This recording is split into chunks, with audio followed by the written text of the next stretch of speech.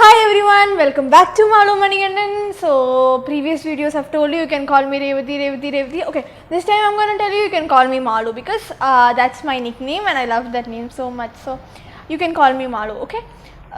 So this time I've not come with a motivational talk. I've come with a motive, and the motive is an appeal to all parents.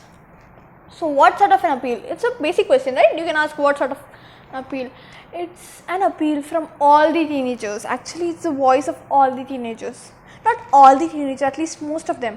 Because I came into this thought, or I came into that idea of making this video because my mother is an legal counselor of a family counseling center, and she has to deal with so many cases like this. So when I got a chance to talk with a few of those children in this shattered family, I thought that I could understand their feeling more than anyone, because my mother also talked with them. But more than what my mother understood, I could understand what their exact feelings is, what they felt. I could really grasp it, and I got so much sad on hearing that, how they feel. And I don't know how to express the feeling of a child in a shattered family. Okay, before getting into that topic, I just remember a statement told by my biology sir when I was learning 10th standard biology. It's genetics and evolution. So the statement was nothing but this much: people from two different genetics cannot go together. That is why you always have fights in your home between your mom and dad. I was like, great. Every house has got fights. Which house doesn't has? Because when there's small fights and all, it's fun for the children, because next day when they go to school and they'll say, hey, you know that yesterday my mom and dad were fighting, and you know what happened when my dad was eating the food? My mother poured water on him, and he got wet and he went to sleep, and my mother pulled off the bed sheet. So that's how the things goes, and morning they were both happy, jingalala. So it's not an issue. Small fights occur in each and every house, and it's quite normal. But there are some issues, you cannot call them quarrel or a fight. It's very important issue that happens in house, is that the people have fight, or they don't talk with each other on serious issues. So you might be asking, what serious issues, right? The serious issues can occur in two ways, and one is that both the parents make it occur, or either a single parent make it occur. So both the parents make it occur in the sense like both the parents have ego clashes. They are always behind money, or they are always behind their status. They are always behind their what they earn and how the society sees them, and who is more, husband or wife. They're always behind that, and there is no family atmosphere over there. Because family means when husband and wife are equal and they have that bonding between them, and in that bond the child or the children is safe. That's how a family forms, according to me, because I'm not a clinical psychologist or psychiatrist to tell you the exact scientific things. I'm just telling you on my observations and my thoughts. So if there is any scientific mistakes, just please forgive me. So that's how a family should actually look like, right? In that emotional circle, the child should be more secure and the most happy.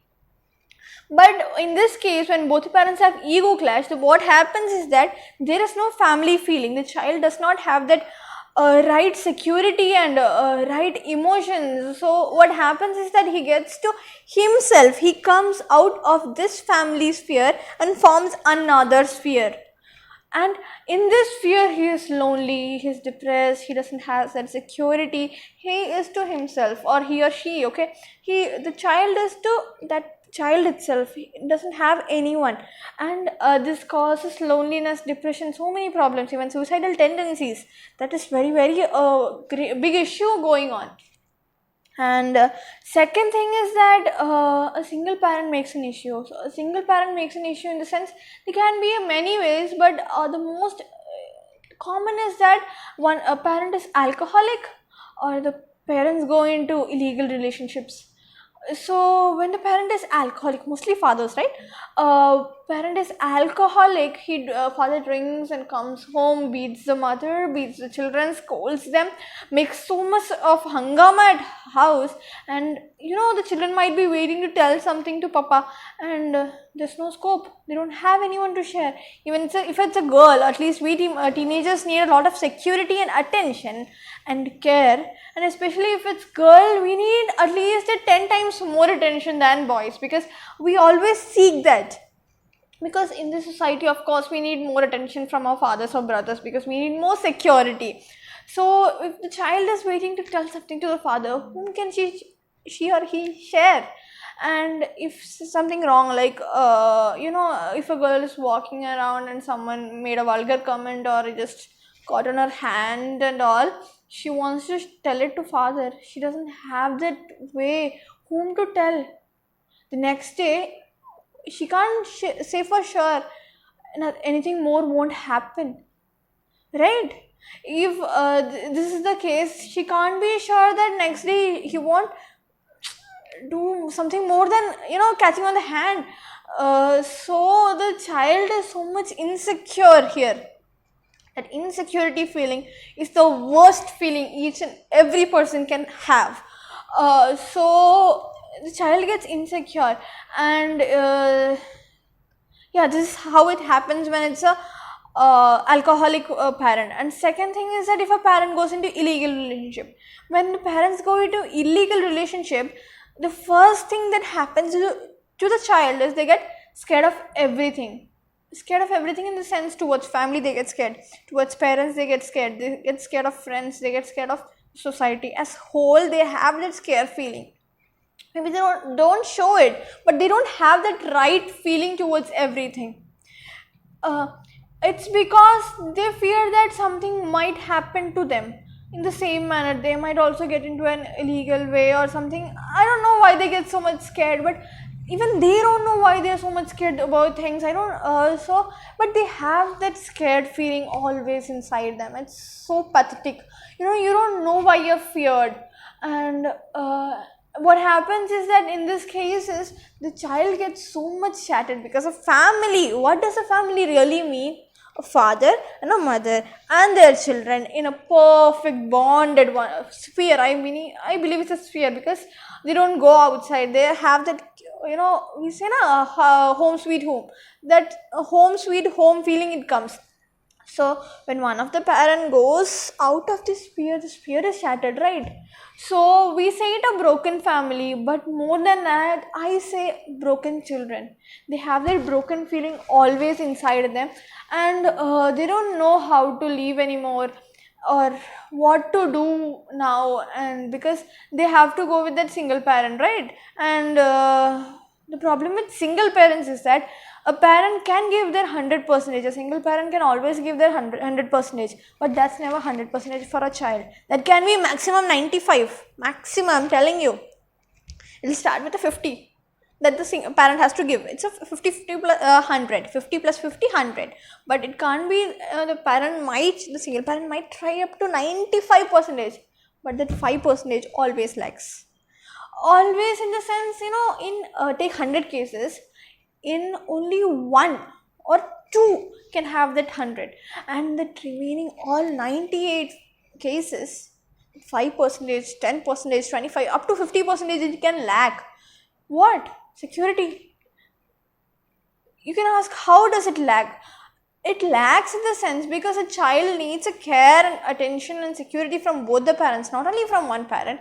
Then if it was from only one parent, we could be reproduce like bacteria, right? Bacteria or amoeba just split into two, then 2 children. It's not the thing. We reproduce with 2 parents only because we need the care of both the parents, right? We are not animals. We are human beings and we are a social being. So to get into a right social citizen or a perfect social citizen, the child needs the emotional support from both the parents. A single parent can do his or her 100%, but that's never 100% for the child. That always lacks a point. And I've heard so many parents complaining that my child doesn't look after me, or some says my child, before looking after me, there's something that children fall into traps, right? Love traps, drug and all. Children fall into such traps. You know why? Because the right care and love they don't get at home, we tend to bend outside. You see a plant, right?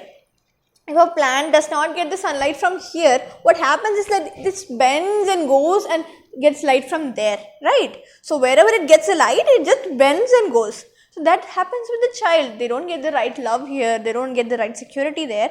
And if someone says, okay, hi, how are you, you're looking so cute, you're great, and like that, they say, it's 100% sure that this will happen, especially with girls, because we need more care and attention.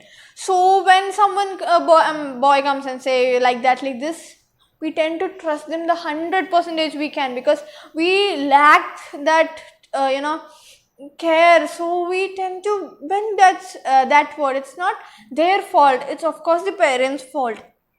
And mostly boys fall into drug cases. You know why? Because someone comes and gives him a drug. Great. He doesn't remember anything. No stress, no depression, no loneliness. He just goes into another world. And what happens is that you are destroying your child. No one else is destroying your child. You are destroying your child. You're not giving him the proper guidance. And some people say, right, my child doesn't look after me. How can he look after you? You didn't, when you look into that child's background, you may see that the family is broken. You say children from the technological world don't know what is life. If you didn't teach, how could they learn? Computer cannot teach that this is life, this is that, this is not. At least Google cannot tell you, right? Cannot tell us what is life and all. That is what our parents should teach us. So if parents did not teach to look after and what is their duty, at least parents did not do their duty, how can the child do its duty?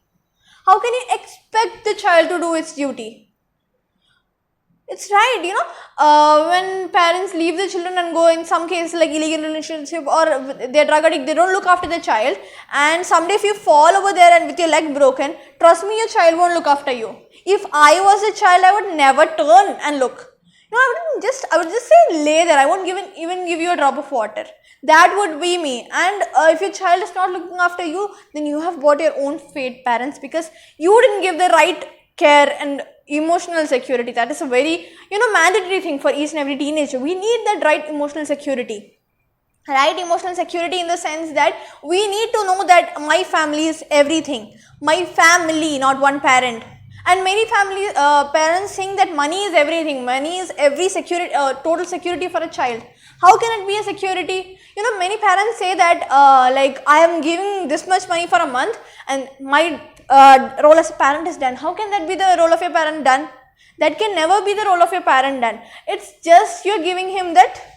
You're not an ATM card, you're a parent. And a parent is much more than money. You can't just pour 10 or 20,000 on the child and said, okay, this is your father. It's not right. Or you can say, just pour this and say, this is your mother. No, right? The father and mother have their own emotional role, because that is what forms a child's character. And character in the sense that emotional character. Right, if you give them so much money and don't give them the right thing, then they are the unluckiest child. The right emotional security, they are the unluckiest. But if you don't give them so much of money, give them the right adequate amount of money, or at least fulfill their needs, and you look after them like the perfect family, then he is or she is the luckiest child in the whole world. Trust me, that is what your child wants. Money is not what your child wants, or not just pretending. There are so many families who pretend like we are happy. What is the use? What is the use of pretending? The child is never happy. What is the use of just putting this smile on your face and going around saying we are the best family and all? You can't be a model to your child, then how can you say to others? And pretending is of no use, because you will have to suffer when your child grows up. And you start to blame your child for going into the wrong way, getting into drug traps, not looking after you, and child doesn't care about you, and so many issues. How can you blame your child? You can never blame your child, because what you have done is always wrong. Because if you are alcoholic, or you had an ego clash, or you have fallen into some relationship, illegal relationships, how can you blame your child for not looking after you and not giving you the right respect? Respect, yes. You always want your child to respect you. How will he or she respect you? If you go after your own enjoyment, your own life, your own thoughts, and this one, how will your child learn? What moral values do you give to your child? Because one most cruel thing you're doing to your child is that you're shattering their family life. How? Because where you don't teach them what a family should look like, what is a family, how a relationship should go like.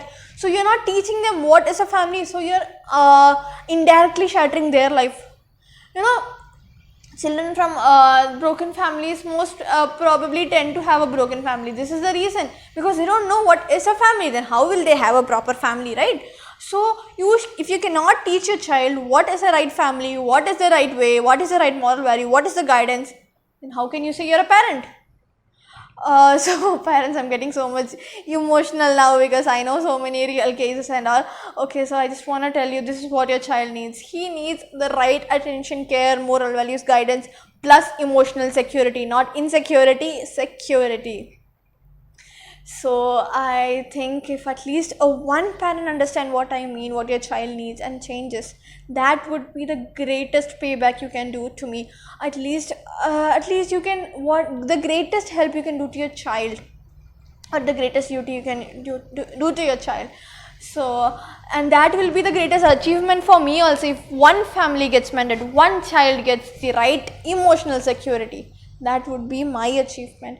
So thank you so much for listening to me, and if you like my video, just like it and let me know if I have said the right things. Teenagers also, you can tell me if I've said your side right, and if you have any problem in commenting, I've put my mail ID in the description box. You can just mail me also, and if you like this, do subscribe to my channel. Thank you so much. Thank you.